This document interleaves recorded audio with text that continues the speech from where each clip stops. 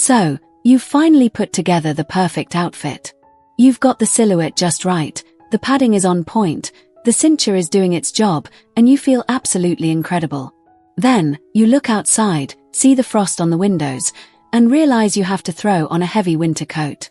Suddenly, all that hard work disappears under 5 pounds of wool or down, and you're looking in the mirror thinking, well, I guess I'm just a giant marshmallow today.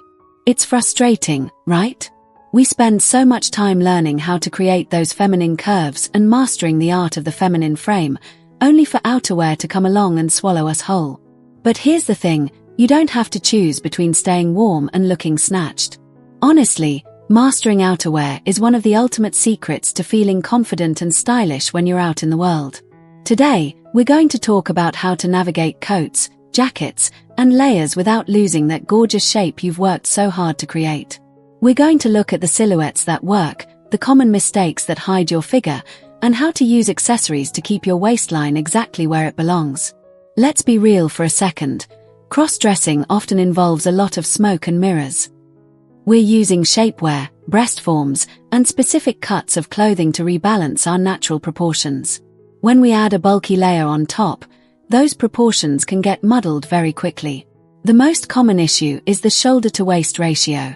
If your coat is too boxy, it emphasizes broader shoulders and hides the narrowness of the waist, which can make you feel more masculine than you'd like.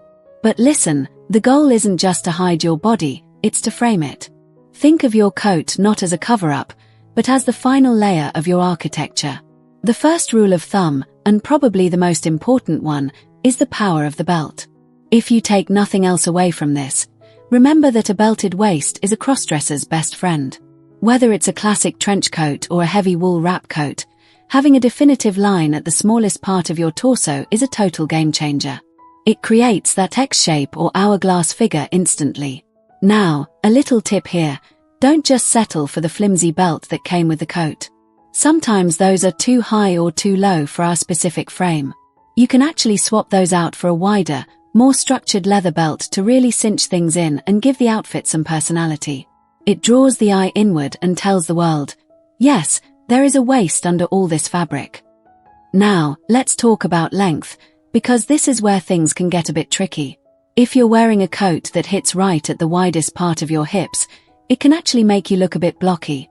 If you want to elongate your legs and keep that feminine flow, try going for a coat that either ends just above the knee or goes full length. A mid-thigh cut can sometimes cut your silhouette in half in a way that feels a bit awkward. If you go with a flared hem, like a princess cut coat, you're winning. Those coats are literally designed to be narrow at the ribs and wide at the bottom. It mimics the natural flare of hips, which is perfect if you're looking to add a little more oomph to your lower half without relying solely on padding. It's all about creating visual balance, you know? What about the puffer jacket? I know. We all love them because they're like wearing a sleeping bag, but they are notorious for erasing every single curve.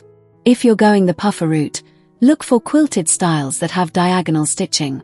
That diagonal pattern draws the eye toward the center of your body rather than just straight across. Also, look for puffers that have internal drawstrings. You can pull those tight from the inside to give yourself a bit of a waist while keeping the puffy aesthetic on the outside. It's a subtle trick, but it makes a massive difference in how you feel when you're walking down the street. We also have to talk about what's happening underneath. If you're layering a thick sweater under a fitted coat, you're going to feel restricted and look a bit stiff. Try to keep your base layers thin but warm, think thermal silk or heat tech. This allows the coat to sit closer to your body. And here's a pro tip for my girls who use breast forms. Make sure your coat has enough room in the chest so that it doesn't flatten you out. There's nothing more frustrating than having a great silhouette in a dress, only for your coat to compress everything into a uni-chest situation. Look for coats with a bit of a lapel or a V-neck opening. That open space at the top breaks up the mass of the fabric and allows your jewelry or a beautiful scarf to draw attention upward toward your face. Speaking of scarves, they are your secret weapon for balancing out broad shoulders. If you wear a long, chunky scarf and let the ends hang down vertically, it creates two vertical lines down your torso. This trick actually narrows the appearance of your chest and shoulders visually. It's a classic styling move that works every single time. Plus, It adds a touch of softness and texture that feels really feminine. Don't be afraid to play with colors either. A bright scarf against a dark coat can act as a focal point, keeping the attention exactly where you want it. I want to take a moment to talk about confidence here, because honestly, that's the best accessory you can wear. Sometimes we get so caught up in the rules of styling and the do's and don'ts that we forget to enjoy the process. If you love a specific coat but it's a bit boxy, wear it anyway. You can always open it up, push the sleeves up to show your wrists, which is another great way to show a bit of skin and look more delicate, and just own the look. Fashion is supposed to be fun, and being queer, being a crossdresser, is all about self-expression and breaking the mold. You're already doing something brave by being your authentic self, so don't let a heavy coat weigh down your spirit. Let's look at the lighter side of outerwear too. Moto jackets or leather jackets can be surprisingly great for shaping. Because they usually end right at the waistline, they highlight where your hips begin. If you pair a cropped leather jacket with a high-waisted A-line skirt, you're creating a very clear, very feminine silhouette. It's edgy, it's stylish, and it doesn't hide a thing. It's all about where that hemline lands.